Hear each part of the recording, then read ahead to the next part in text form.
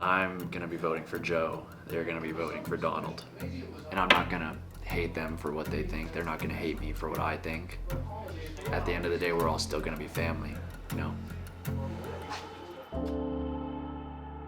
I'm Evan Mosshart. I'm 20 years old, and I was born here.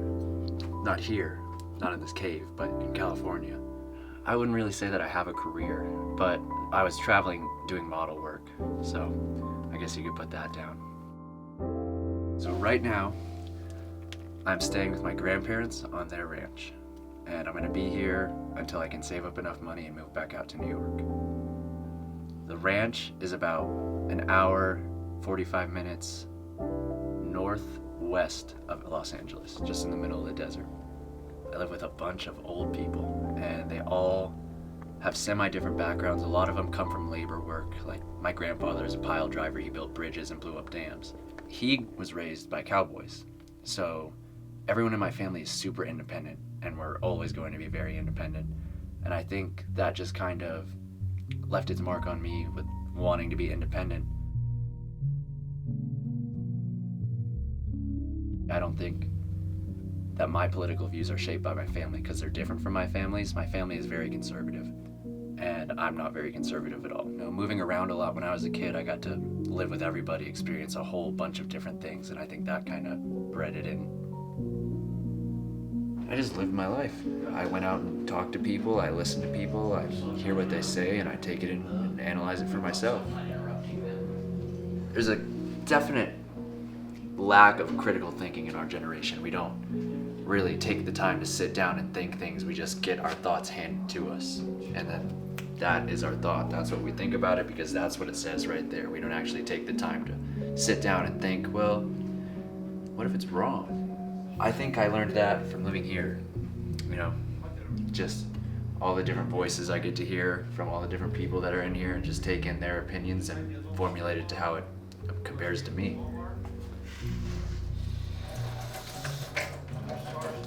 Every day we're disagreeing and fighting and arguing, and you know, it's not like he doesn't understand my points and I don't understand his points, but the generational gap which we're experiencing in the world right now is way more extreme than it has ever been. So a lot of the ideas that our generation throws out and brings out, older people aren't going to understand. And I don't think that they really can understand unless they were already understanding before. And I think a big part of why it can't change his viewpoints is because he watches fucking Fox News all day and reads Facebook. And I think that us kids our age do the exact same thing. We look at what we see on Instagram, we look at what our social media shows us, and we do the exact same thing. We make hard-line opinions on something that might not even be true, you know? You know, I wasn't going to vote. I wasn't going to vote at all. I thought the whole election was bullshit, and I don't think it's going to make a difference. But I realized maybe a week and a half ago that I should vote, you know? Because even if it doesn't make a difference or make a change, I want to vote with which party aligns with my morals. What made you come to that realization?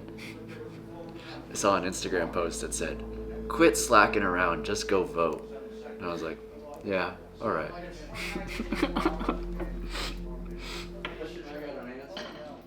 How does it make you feel that Evan and you are both going to be voting for different people in this up and coming voting for different people in this up and coming election? I don't care. It's your misfortune and none of my own. Why should I worry about his problem? He's got to straighten up himself. I'm already straight. Everybody has their own perception of what is real. Who said what to who? And then, oh, I believe that, or oh, no, I don't believe that. And that's our problem. We have to be able to sit down at the table, argue and scream at each other, and come up with being friends still and having an edge shaved off of the problems we've got, right? Just to be able to cut into the meat to make the problem work, right? And that's what we have to do. If we can't sit down, we can't try to be statesmen and try to have our pride and our ideas too, we got a lot of trouble.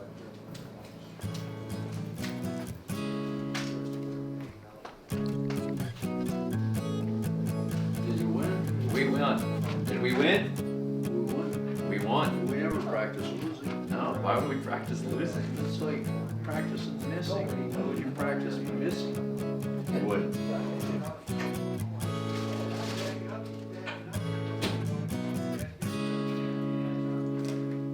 You wanna go out in the El Camino?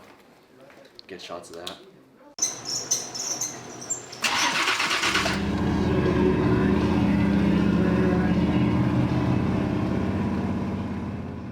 I wrote this January 4th, 2019 in New York.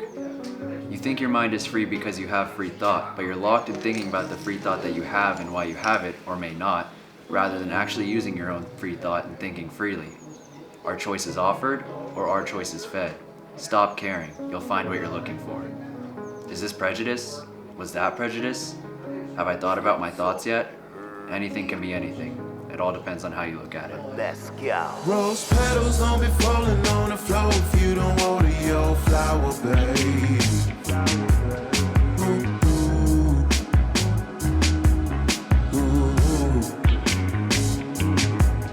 Rose petals don't be falling on the floor if you don't water your flower, babe.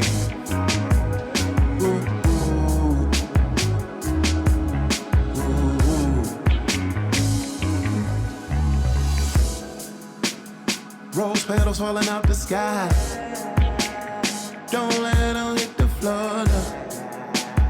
Water that flower now. Water it and it will grow it.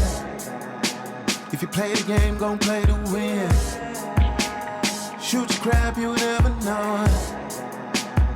Baby girl, don't play no games. And if he ain't gon' let him